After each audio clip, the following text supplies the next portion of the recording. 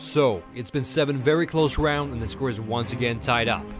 In the later rounds, we'll be comparing the gaming performance, but before we get to that, in this round we'll be taking an in-depth look at the media playback features.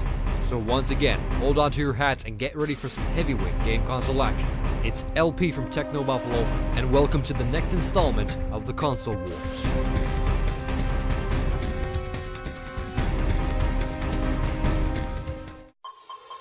In this round, I'm going to try to cover all the essentials relating to the media playback properties, from supported video formats to media server streaming and media center features. And okay, for the past 7 rounds, it's really been the pink elephant in the room, and there's probably about 1,000 comments about this in this series of videos. What about Blu-ray? And let's get to that first.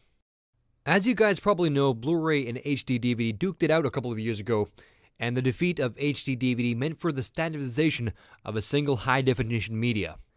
The Xbox 360's HD DVD add-on sold initially for a ridiculous $180. But anyways, I'm not going to be digging up a dead format for this comparison, so you can consider HD DVD gone and forgotten.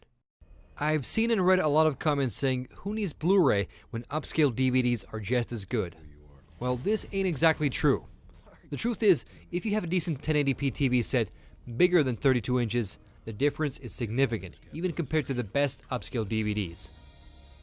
Upscaling is a process that mathematically matches the pixel count of the DVD signal to the physical pixel count of your TV.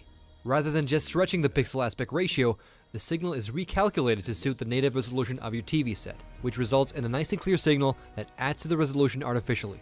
So the amount of pixels in the source content is not magically transformed into HD, it's only the signal.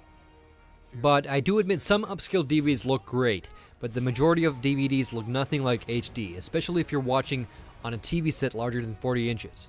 To brush up on the basics of high definition, most of your DVDs are in 480p or 576p.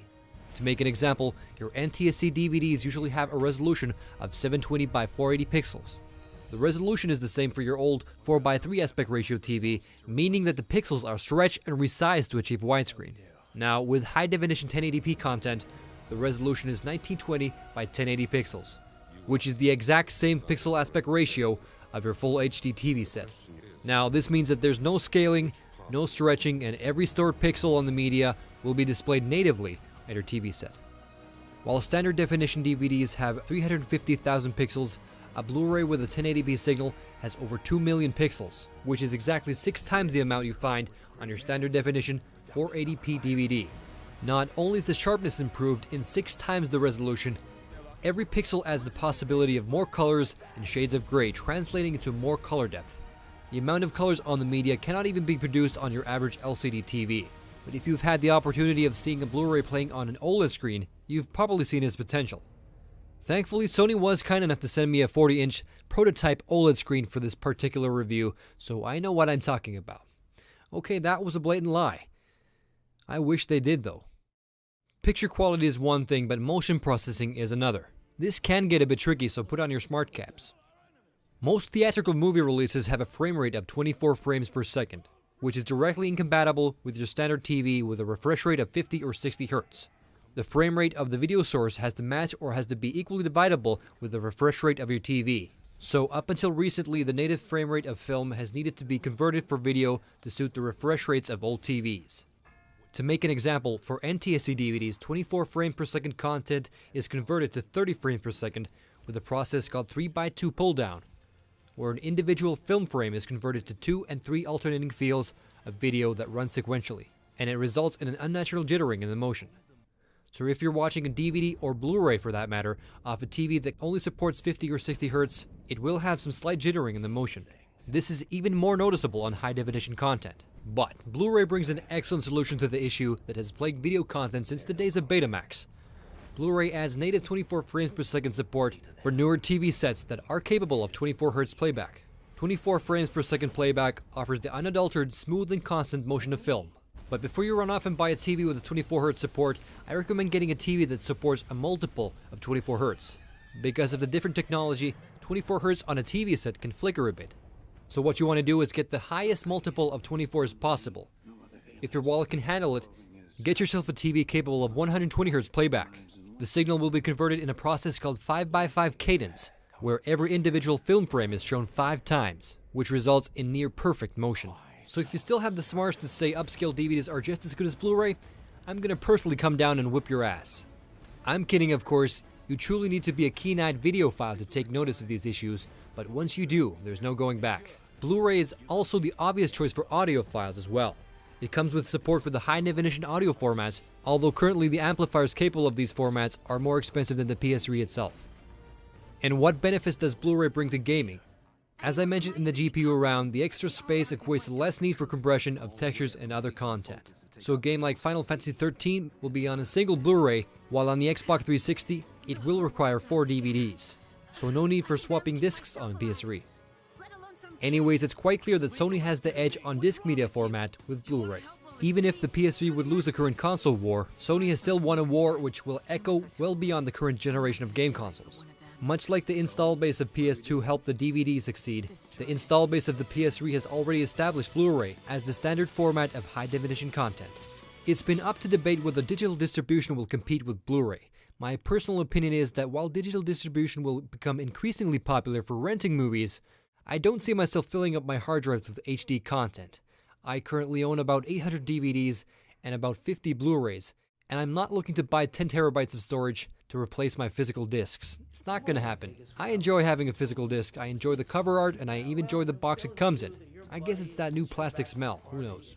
Both the PS3 and Xbox 360 have movie renting services that work great. But because the content is streamed from online, the movies are compressed to quite an extent, and you can notice some compression issues in the high action scenes. But I'm guessing the average consumer is willing to pay the same money for the slightly compressed content. Me, I'll probably physically walk a couple of blocks to rent a Blu-ray, which I can get for the same price as the streamed and compressed high-definition movie. This is Vegas. 2 nights we'll never forget.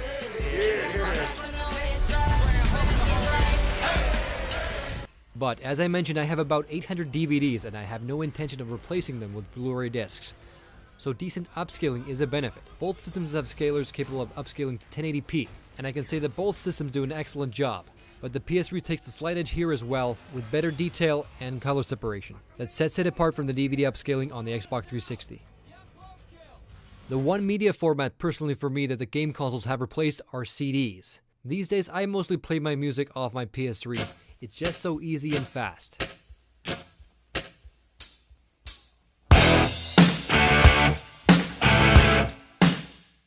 And here's where the PS3 is simply put excellent. It's a miracle worker when it comes to ripping CDs. It can rip even copy-protected CDs with amazing speed. It only takes a couple of minutes to rip an entire CD, and you can even choose the preferred format and bitrate. CD ripping is also possible on the Xbox 360, but it pales in comparison against the speed and features of the PS3. From the standpoint of functionality, accessing media content on the PS3 is extremely fast, and this was one of the reasons why PS3 took round 6. It sometimes just takes too much time to get the content on the Xbox 360. Madness. This is Sparta! I also have to give the PS3 a small compliment for music visualizations, which are subtle and easy on the eyes. Which I can't say about the Xbox 360's almost epilepsy-inducing graphics. But a major benefit to the Xbox 360's music playback is the fact that you can play music in-game in every game. The PS3 and Xbox 360 can both be considered media center devices. You can store and watch content from your device's hard drive, but since the hard drives on the devices are quite limited, it's possible to extend your digital media library and stream content, for example, off your PC. I personally use Nero Media Home with my PS3 and Windows Media Center with my Xbox 360. Streaming content using Nero is pretty straightforward. When your media server is enabled on your PC, an icon will appear automatically on the PS3, and you can access the content using the PS3's own interface. I use this feature a lot and it works mostly without a hitch. You give me an explanation as to why. While the media center functionalities of the PS3 are very good, the Xbox 360 has a major benefit, which is this. As you can see, the Xbox 360 supports the full Windows Media Center experience, and it works great with Windows 7. The interface is slick, stable, and it overall works great. Navigation-wise, it's almost perfect. Both the Xbox 360 and PS3 are capable media streaming devices, but the Xbox 360 may have the slight edge with the slick and streamlined Media Center application. Media Center capabilities go hand in hand with format support, and thankfully the PS3 and Xbox 360 both have extensive format support. Both systems can handle H.264 and DivX, and the most common formats, but it seems that the PS3 can handle the formats a bit faster. When playing back some formats, there's a subtle lag when rewinding on the Xbox 360. Slightly disappointing with both systems is the fact that files with MKV wrappers are not supported. DivX and XVID are probably the most common formats you can find online, but when you download content from online, avoid using illegal torrents, because if you do what you want, cause a pirate is free. You are a pirate. Yar har fiddle-dee-dee. Being a pirate is a rat-a-tee. Do what you want, cause a pirate is free. You are a pirate. And that's all I have to say about that. If you are the type to store pictures on your console, the PS3 offers interesting ways of looking at your snapshots. Here's some shots I took with my cell phone the other day. And as you can see, there's some very cool ways of looking at your pictures on the PS3. You can look at pictures on your Xbox 360, but it's not as elegant an interface as on the PS3. If you haven't been living under a rock, you've probably heard about 3D coming to game consoles. At CES 2010, pretty much every TV manufacturer launched or announced their new TV models with 3D support. The PS3 is backed up by Nvidia, a company which already came out with 3D vision technology about a year ago. I'm not sure if the PS3 will use this existing technology, but in relation to media playback, Blu-ray gives a major benefit to 3D, as Blu-ray 3D will become the standard format for 3D movies, and the PS3 supports this out of the box. So the PS3 may have a slight head start on 3D, but I have a feeling that by the time 3D hits the mass market, there will be a PlayStation 4 and there will be an Xbox 720. Not to mention the Nintendo Wii 3D. But definitely the PS3 is more future-proof when it comes to media playback. This installment is coming to an end, and there's probably no surprises who takes this round. The media center capabilities of the Xbox 360 are excellent. It makes up for some shortcomings in functionality and speed of use. But as an overall media playback device, the PS3 takes the Xbox 360, mostly thanks to, you guessed it, Blu-ray.